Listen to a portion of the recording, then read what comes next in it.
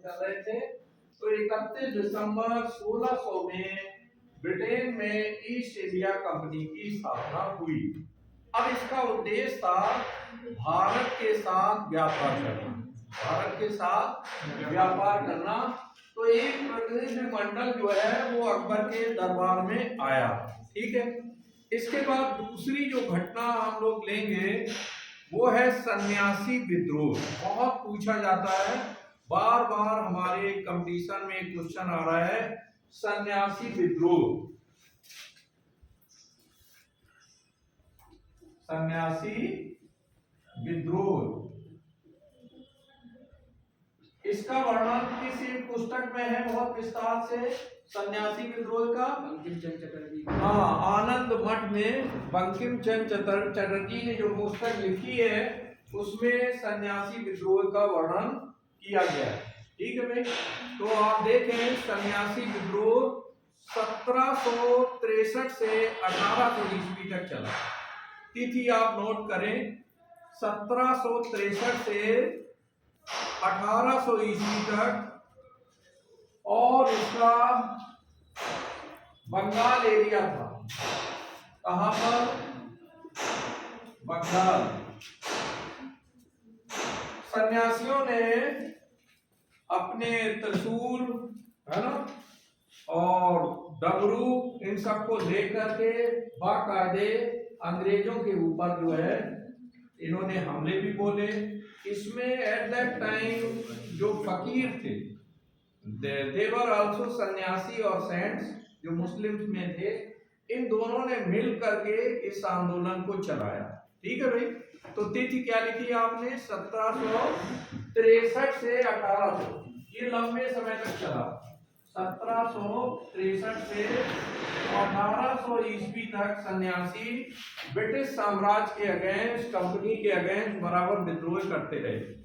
एक दूसरा है चुआर विद्रोह। ये देखिए, हम जो घटनाएं आपके साथ डिस्कस कर रहे हैं ये महत्वपूर्ण है और सिविल सर्विसेज में, एसएससी में बार बार ये तिथियां पूछी जाती हैं। चुआर विद्रोह, ठीक है भाई। ये चुआर विद्रोह जो है 1766 से 1772 तक चला। 1766 से 1772 तक,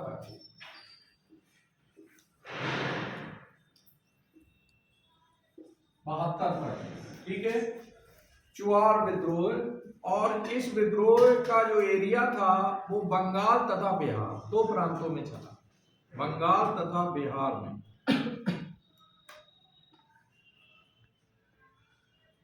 फिर है बहावी आंदोलन। बहावी आंदोलन ये 1827 में, बहावी आंदोलन की शुरुआत 1827 में हुई। लिख लें आप सभी लोग, नोट करें, बहावी आंदोलन 1827 में रायबरेली के सैयद अहमद ने इसको की शुरुआत की, बहावी आंदोलन की। बहावी आंदोलन, बहावी आंदोलन जो है इसकी तिथि आप लोगों ने नोट की कि बहावी आंदोलन स्पेशली जो है ये 1827 में चला और रायबरेली के सैयद अहमद ने इसकी शुरुआत की, ठीक है, नोट कर लिया। नेक्स्ट है आपको प्रथम स्वतंत्रता संग्राम, ये भी नोट कर लें क्योंकि इस पर तो आपको विस्तार से पीछे हमने अपने लेक्चर में चर्चा की थी। प्रथम स्वतंत्रता संग्राम जिसे अंग्रेजों ने सैनिक विद्रोह कहा, ठीक है भाई। तो ये विद्रोह जो है 10 मई 1857 में शुरू हुआ। तिथि नोट कर लो, 10 मई 1857 में मंगल पांडे ने मेरठ से इसकी शुरुआत की। कहां से? मंगल पांडे ने मेरठ से इसकी शुरुआत की। बैरकपुर छावनी। आगे लिखे कूका आंदोलन। ये आंदोलन भी बार बार पूछा जाता है, कूका आंदोलन। कूका आंदोलन। कूका आंदोलन लिखा आप लोगों ने। कूका आंदोलन कब चला ये और किसने चलाया? 1857 में कूका आंदोलन भी चला और राम सिंह ने इसकी शुरुआत की। राम सिंह ने भेनी गांव एक था जहां से इसकी शुरुआत हुई और नामधारी आंदोलन का भी सूत्रपात हुआ। राम सिंह ने इसकी शुरुआत की।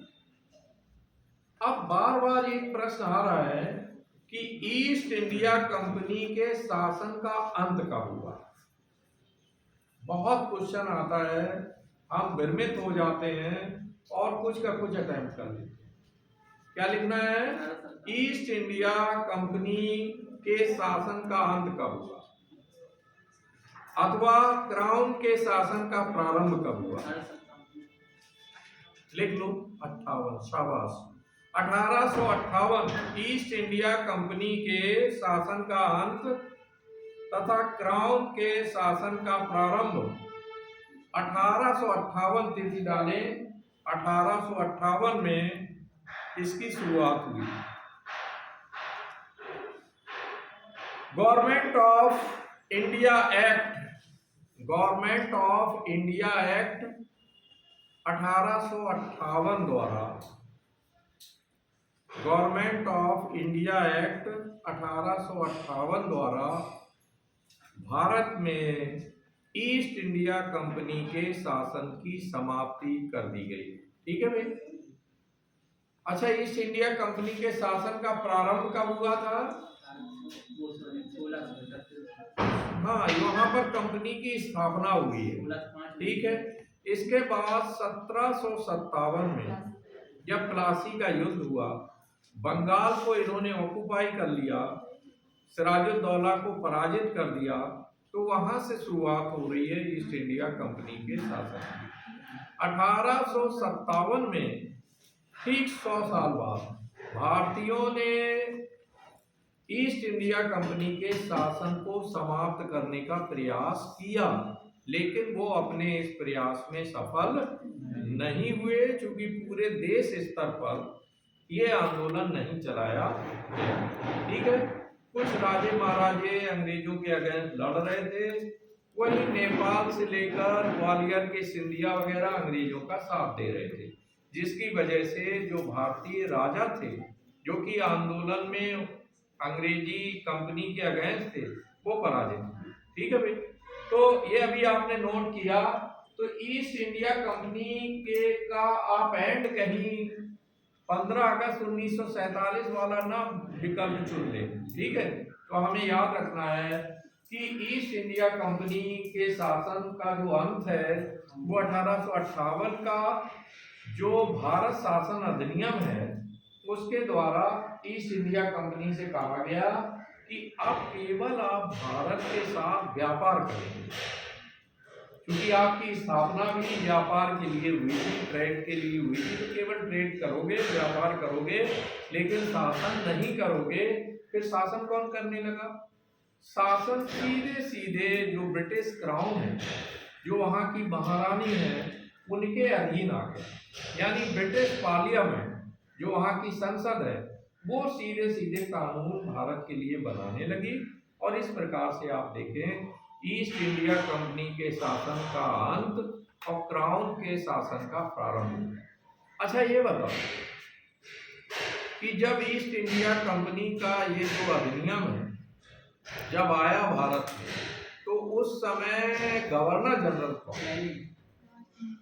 कौन था? Lord Canning. लॉर्ड कैनिंग जो है गवर्नर जनरल था, और इसने बाकायदे अकबर द्वारा निर्मित जो इलाहाबाद का किला है संगम के किनारे, उसी में भारतीय राजाओं को आमंत्रित किया और वहां पर रानी विक्टोरिया का एक जो पत्र है, घोषणा पत्र, उसको पढ़कर सुनाया गया। किसका था घोषणा पत्र? किसका था? महारानी विक्टोरिया का। क्या आपको पता है कि एक बीमारी है जो सर्वप्रथम महारानी विक्टोरिया में पाई गई थी। कौन सी बीमारी थी? वो थी हीमोफीलिया। हीमोफीलिया की बीमारी रानी विक्टोरिया को थी। ठीक है भाई। तो यहाँ हम आप उसको, ये विषयांतर हो गया, तो हम आप देखें कि बाकायदे जो है ये घोषणा पत्र लॉर्ड कैनिंग ने पढ़कर सुनाया। अब एक प्रश्न आ जाए कि अंतिम गवर्नर जनरल कौन था और प्रथम वायसराय कौन था? लॉर्ड कैनिंग ही था, याद रखना है। क्योंकि जब 1857 का विद्रोह हुआ तो लॉर्ड कैनिंग यहाँ पर था। एक प्रश्न और आता है कि 1857 के विद्रोह के लिए किस गवर्नर जनरल की नीतियां जिम्मेदार थी? लॉर्ड डलहौजी की, है ना। लॉर्ड डलहौजी की जो राज्य हड़प नीति थी, जिसे अंग्रेजी में डॉक्ट्रिन ऑफ लैप्स कहते हैं, है ना। ये डॉक्ट्रिन ऑफ लैप्स जो है वो जिम्मेदार है ना। और लॉर्ड कैनिंग के समय ये विद्रोह हुआ तो ये अंतिम गवर्नर जनरल थे। और जब यहाँ पर क्राउन का शासन हो गया 1858 के अधिनियम के द्वारा, तो पदनाम बदल गया, यानी गवर्नर जनरल को अब क्या कहा जाने लगा? वायसराय। क्या कहा जाने लगा? हाँ, केवल पदनाम बदल गया। ठीक है भाई। तो आगे हम आप बढ़ते हैं। नेक्स्ट है नील आंदोलन। लिखो आप, नोट करें, नील आंदोलन ये किसान विद्रोह था। नील आंदोलन किसान विद्रोह था। 1859 से 60 तक चला। 1859 से 60 तक ये नील आंदोलन बंगाल में चलता रहा। स्थान की जगह तीसरे कॉलम में आपको बंगाल नोट करना है ना, बंगाल। नेक्स्ट है भारतीय राष्ट्रीय कांग्रेस की स्थापना। बहुत ही महत्वपूर्ण है। भारतीय राष्ट्रीय कांग्रेस की स्थापना 1885 में हुई। कब हुई भाई? 1885 में। और इसकी स्थापना A.O. ह्यूम ने की। संस्कृत तेज जो विद्यालय था उसमें पहली मीटिंग हुई थी कांग्रेस की। ठीक है, मुंबई में तेजपाल संस्कृत विद्यालय, उस विद्यालय में फर्स्ट मीटिंग हुई और भारतीय राष्ट्रीय कांग्रेस की स्थापना की गई। किसने की भाई? A.O. ह्यूम। A.O. ह्यूम के बारे में एक बात आपको याद रखनी है हमेशा कि जब 1857 का विद्रोह हुआ तो A.O. ह्यूम आपके इसी इटावा जिले का डीएम था, कलेक्टर था। अभी कुछ समय पहले अपना औरैया जिला बना है, इसके पहले इटावा जिला। तो इटावा जिला का A.O. ह्यूम जो है वो कलेक्टर था। और जब स्वतंत्रता संग्राम सेनानियों ने कलेक्ट्रेट को घेर लिया तो इसने महिला का भेष बनाकर, साड़ी पहन करके, है ना, किसी तरह छिप करके अपनी जान बचा पाया। ठीक है। फिर इसने आप देखें इंग्लैंड गया, वहां पर तत्कालीन जो लास्की वगैरह बड़े विद्वान थे उन सब के साथ इसने चर्चा पर चर्चा की और एक सेफ्टी वॉल्व के रूप में भारतीय राष्ट्रीय कांग्रेस की स्थापना की। किस रूप में की गई? हाँ, ये वर्ड आपको याद रखना है। कुछ विद्वान ये मानते हैं कि भारतीय राष्ट्रीय कांग्रेस की स्थापना किस रूप में की गई? भारतीयों में विद्रोह की भावना अगर कोई पनपती है तो देन एंड देयर जो है अंग्रेज सरकार कुछ मांगे जो है भारतीयों की मान लेगी और इस तरह से विद्रोह नहीं होगा। जैसे आपके जो कुकर में जब हम दाल बनाते हैं, भोजन बनाते हैं, तो कुछ जो है गैस निकल जाती है, अगर वो ना निकले तो सिलेंडर फट जाएगा और विस्फोट हो जाएगा। ठीक है भाई। तो इस सेफ्टी वॉल्व के रूप में जो है इसकी स्थापना की। हालांकि कुछ लोगों के तर्क ये है कि A.O. ह्यूम एक उदार व्यक्ति थे, है ना, और उन्होंने कलकत्ता के ग्रेजुएट्स को एड्रेस करते हुए उनका आह्वान किया था कि आप अपनी आज़ादी के लिए स्वतंत्रता संग्राम लड़ें, आप अंतिम प्रयास करें और स्वतंत्रता से कमतर में आप समझौता ना करें। तो उस समय जो ग्रेजुएट को उन्होंने लेक्चर दिया, उससे कुछ उदारवादी ये मानते हैं कि एओ ह्यूम ने कांग्रेस की स्थापना सेफ्टी वॉल्व के रूप में नहीं की, बल्कि जो है बाकायदे एक उदार व्यक्ति थे, तो भारतीयों के हित के बारे में सोचते थे, इसलिए उन्होंने जो है कांग्रेस की स्थापना की। नेक्स्ट आप नोट करें, एक बड़ा ट्रिमेंडस चेंज है मुस्लिम लीग की स्थापना। मुस्लिम लीग की स्थापना, मुस्लिम लीग की स्थापना 1906 में हुई, 1906 में हुई। सलीमुल्लाह खां, ढाका के नवाब सलीमुल्लाह खां और आगा खां ने इसकी स्थापना की ढाका में। ठीक है भाई, सलीमुल्लाह खां और आगा खां ने मुस्लिम लीग की स्थापना की। ठीक है, नेक्स्ट आप देखें, नोट हो गया, सलीमुल्लाह खां ढाका के नवाब थे और आगा खां। अब आप देखें कि मुस्लिम लीग की स्थापना के पीछे एक पॉलिसी आपको याद रखना है कि 1857 के विद्रोह के बाद अंग्रेजों ने डिवाइड एंड रूल की पॉलिसी को एडॉप्ट किया। Divide and rule, Varsha divide and rule से अभिप्राय यह है बांटो और शासन करो। तो उन्होंने बाकायदे इस पॉलिसी को एडॉप्ट किया कि किस तरह से देश में रहने वाले हिंदुओं और मुसलमानों को आपस में विभाजित कर दिया जाए। तो इसी के तहत आप देखें, उन्होंने जो पहला काम किया वो 1906 में मुस्लिम लीग का गठन था।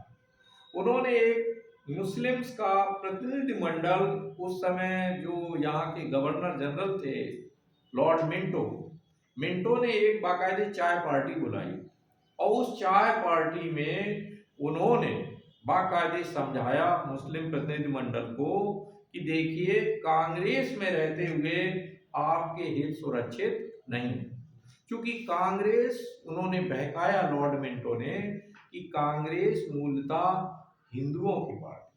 क्या कहा कि ये मुस्लिम्स की नहीं है, इसमें तुम्हारे हित सुरक्षित नहीं है, इसलिए आप अपना एक अलग दल बनाइए। और वो दल बना मुस्लिम लीग। कब बना? 1906 में। इससे पहले उन्होंने एक और प्रयास किया, भंग यानी बंगाल का विभाजन। एक साल पहले 1905 में किसने किया था? लॉर्ड कर्जन ने बंगाल का विभाजन किया। और उसमें भी आप देखें क्यों किया बंगाल का विभाजन। यहाँ एक क्वेश्चन हमारे दिमाग में आना चाहिए, किया क्यों? क्योंकि बंगाल एक बड़ा प्रांत था और सबसे ज्यादा आप देखें जो क्रांति है, जो क्रांतिकारी हैं, वो ज्यादातर बंगाल से उदित हो रहे थे। बहुत पढ़ा लिखा तबका बंगाल में था, बंगाल बहुत समृद्ध था। तो in that case Lord Curzon ने ये पॉलिसी बनाई कि हम बंगाल को दो भागों में बांट देते हैं, पूर्वी बंगाल और पश्चिमी बंगाल। पूर्वी बंगाल में मुस्लिम आबादी ज्यादा थी, जो आज बांग्लादेश बन गया है, और जो पश्चिम बंगाल हमारे अंदर में है, भारतीय साम्राज्य के राज्य के अंतर्गत है, और उसमें हमारी हिंदू आबादी ज्यादा है। ठीक है, तो आप देखें, आप उन्होंने 1857 के विद्रोह के बाद टारगेट बना लिया था, क्योंकि 1857 के विद्रोह में दोनों धर्म के लोगों ने मिलकर के हिस्सा लिया था कि नहीं लिया था? बहादुर शाह जफर, है ना, there were so many, Begum Hazrat Mahal, इधर नाना साहब, रानी लक्ष्मीबाई, सभी लोग लड़ रहे थे। तो इन्होंने तय कर लिया अंग्रेजों ने कि दोनों धर्म वालों को अलग करना है। तो 1906 में मुस्लिम लीग का गठन।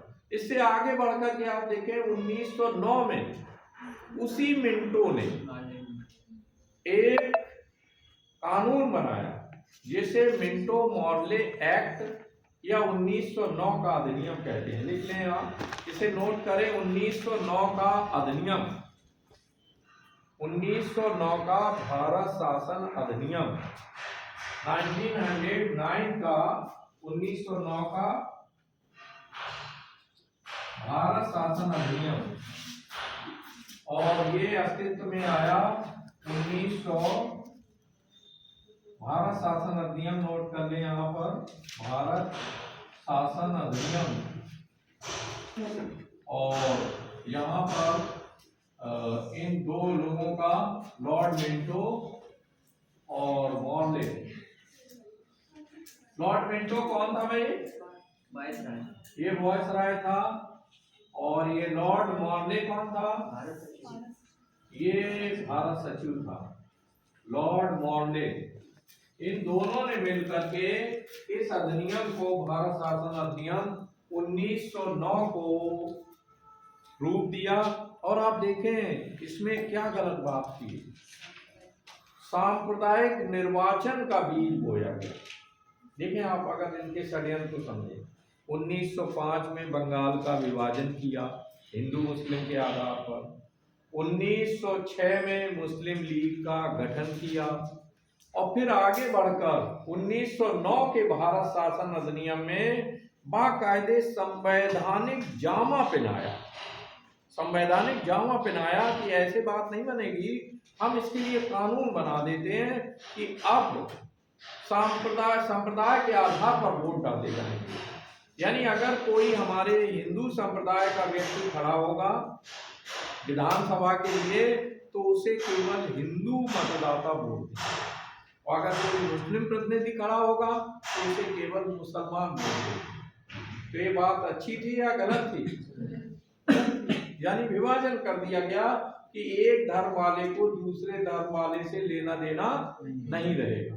ठीक है भाई। और आप देखें इसको आगे बढ़ाया गया 1909 के भारत शासन अधिनियम द्वारा, वो भी नोट कर ले, 1919 का भारत शासन अधिनियम, भारत शासन अधिनियम लिखे 1919। और इसको अंतिम रूप दिया मॉन्टेग्यू और चैमफोर्ड ने। इसको अंतिम रूप दिया मॉन्टेग्यू चैमफोर्ड ने।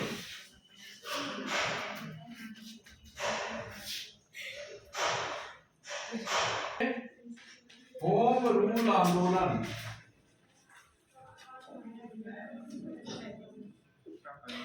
होम रूल आंदोलन, होम रूल आंदोलन जो है ये दो व्यक्तियों ने इसको रन किया, तिलक और एनी बेसेंट ने। किन ने? तिलक ने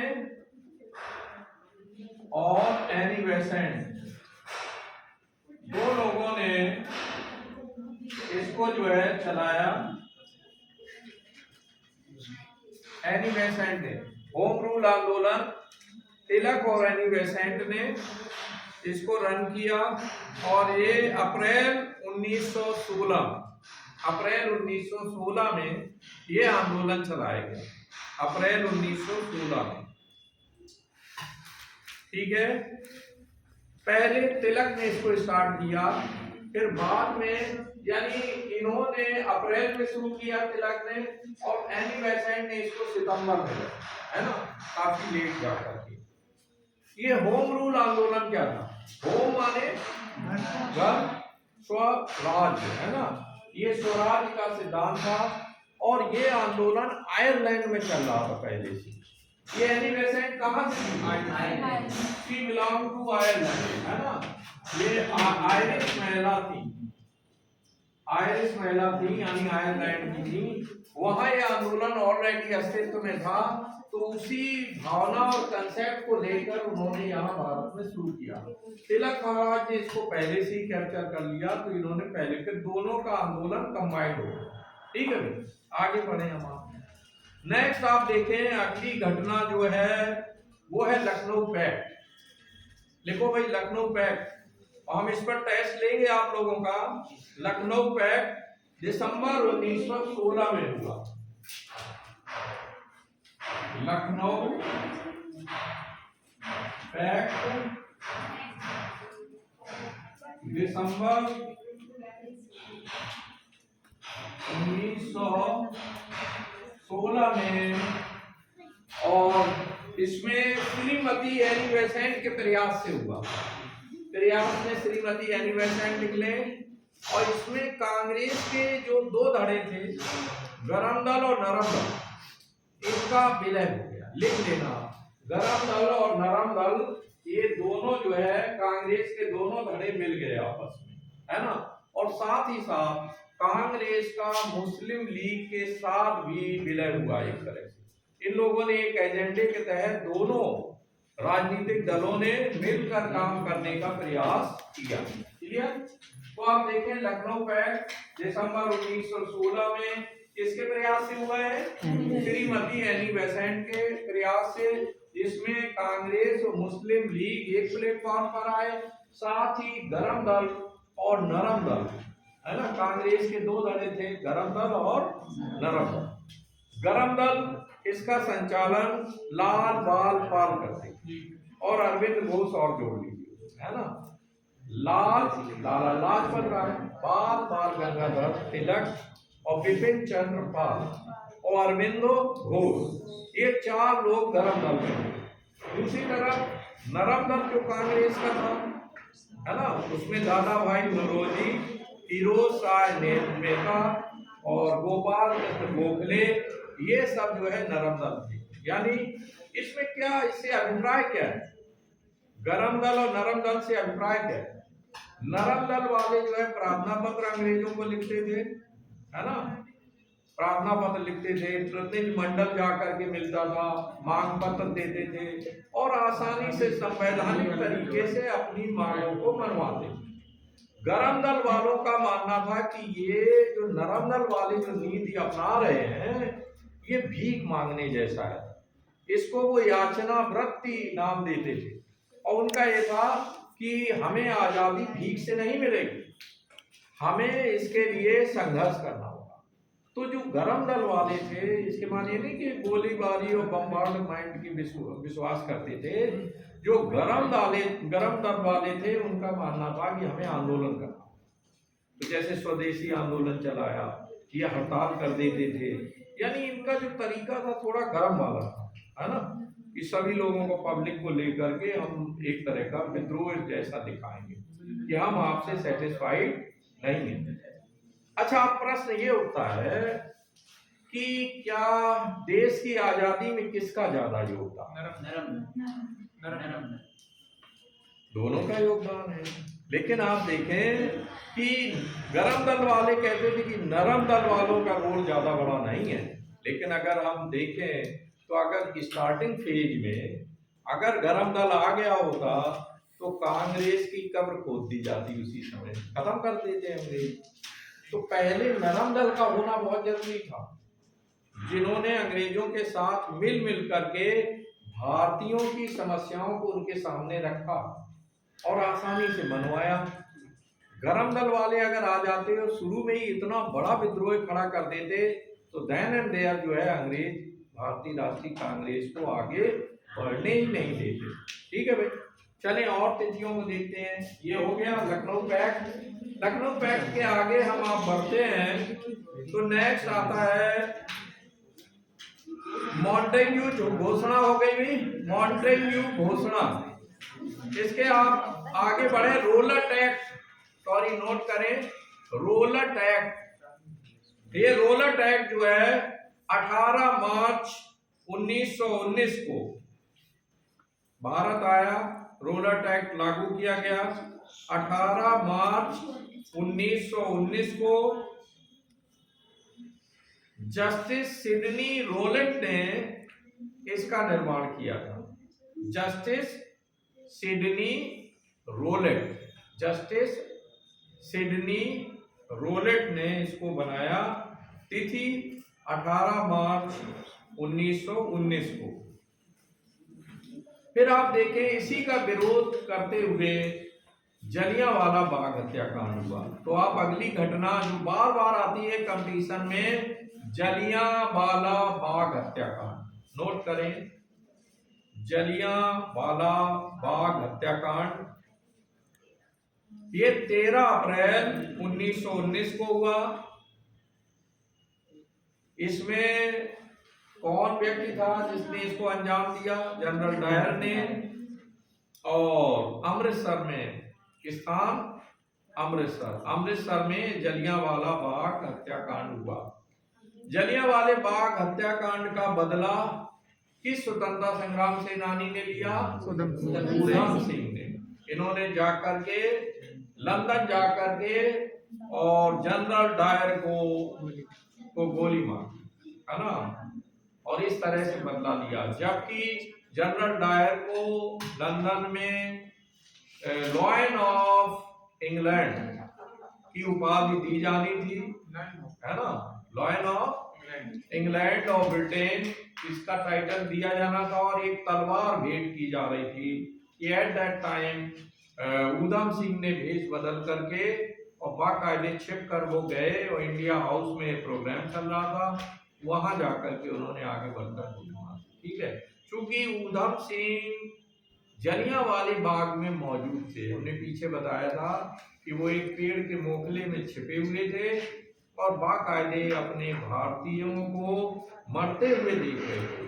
और जनरल डायर किस निर्दयता से ऐसे मार रहा था भारतीयों को कि जैसे बच्चे खेल खेलते, है ना, गुब्बारे वगैरह फोड़ते, ऐसा लग रहा था उसे कहीं कुछ हो ही नहीं रहा है या भारतीयों में कोई जान ही नहीं है ना। लोग गिर रहे थे गोलियां खा खा करके, पूरा लहूलुहान हो गया था जलियांवाला बाग। आगे बढ़े, नेक्स्ट घटना है आपकी खिलाफत आंदोलन। नोट करें भाई, खिलाफत आंदोलन बहुत ही महत्वपूर्ण है। ये तिथियां आप याद कर लेंगे तो जो कंपटीशन आपके एसएससी वगैरह है या लेखपाल की परीक्षा है, और इवन आप देखें यूपीएससी में यही असेंडिंग और डिसेंडिंग ऑर्डर में तिथियां आती हैं कि कौन घटना पहले हुई, है ना।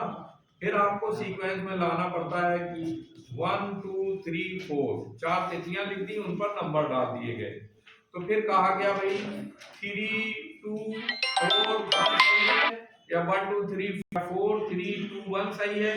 तो आपको जब तक तिथियों का और घटनाओं का सीक्वेंस नहीं मालूम होगा तो आप इस क्वेश्चन को हल नहीं कर पाएंगे। सीधे कम पूछी जाती है तिथियां कि प्लेन क्वेश्चन पूछ दिया जाए कि खिलाफत आंदोलन कब चला था।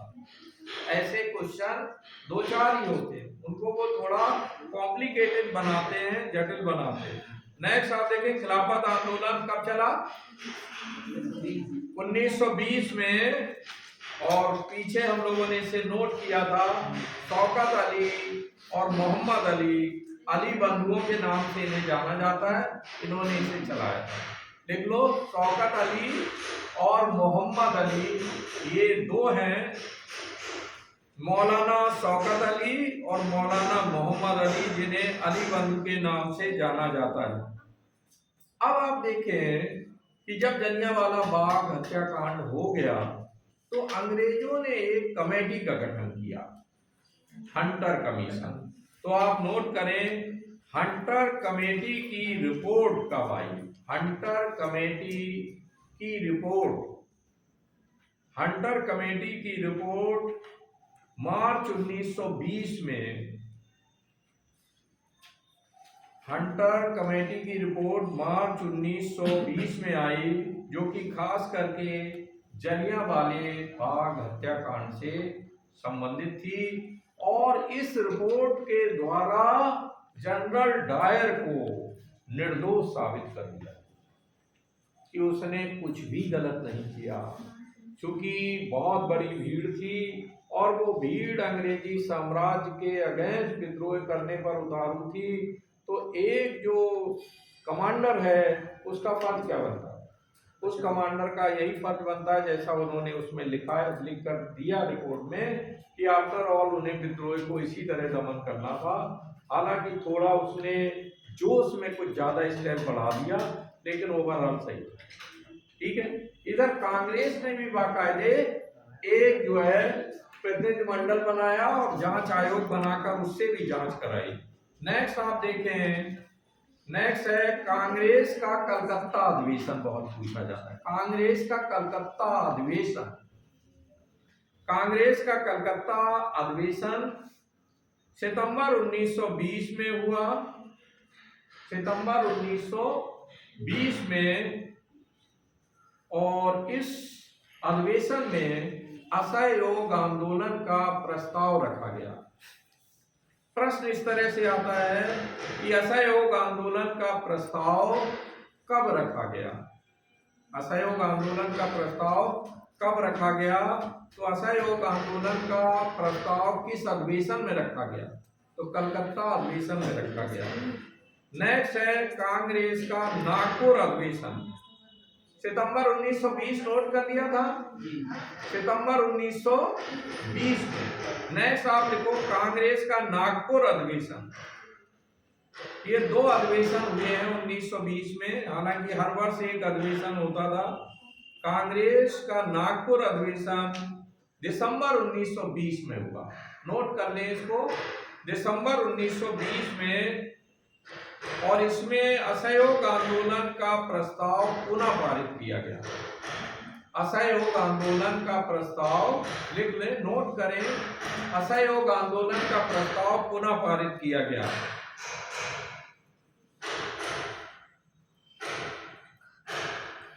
महात्मा गांधी जी ने असहयोग आंदोलन का संचालन किया। इसके पीछे मोटिव क्या था, उद्देश्य क्या था? उद्देश्य सीधा सीधा ये था कि गांधी जी का मानना था, जो खास करके आप देखें जलियांवाले बाग हत्याकांड के बाद महात्मा गांधी जिन्हें पहले अंग्रेजों का सहयोगी कहा जाता था, लेकिन जलियांवाले बाग हत्याकांड के बाद से अंग्रेजों और अंग्रेजी साम्राज्य के ऊपर से उनका विश्वास हट गया और उन्होंने कहा कि अब हम बाकायदे इनके साथ सहयोग करके काम नहीं करेंगे, हम इनका असहयोग करेंगे। तो असहयोग आंदोलन का अभिप्राय ये था कि अंग्रेजों का हमें सहयोग नहीं करना है। इसके तहत विद्यार्थियों से मांग की गई कि आप ऐसे स्कूलों में ना पढ़ें जो अंग्रेजों द्वारा संचालित, ठीक है, और इनके कल कारखानों में बने हुए सामानों का भी भारतीय प्रयोग न करें, और ऐसे कोर्ट में जो है मुकदमे ना चलाए जाएं, जो जज हैं या इवन जो है जो वकील हैं वो बाकायदे असहयोग करें कोर्ट की कार्रवाइयों में, और इसके लिए बाकायदे स्वदेशी ढंग से ऐसी पंचायतें बनाई गई, न्याय पंचायतें, जिनके जरिए प्रयास किया गया कि मिल बैठ करके हम केसों का निस्तारण करेंगे, लेकिन अंग्रेजी कोर्ट में नहीं जाएंगे। तो आप देखें असहयोग आंदोलन जब अपने चरम पे चल रहा था, उसी समय एक घटना घट गई, क्योंकि ये आंदोलन कैसा था, अहिंसात्मक था।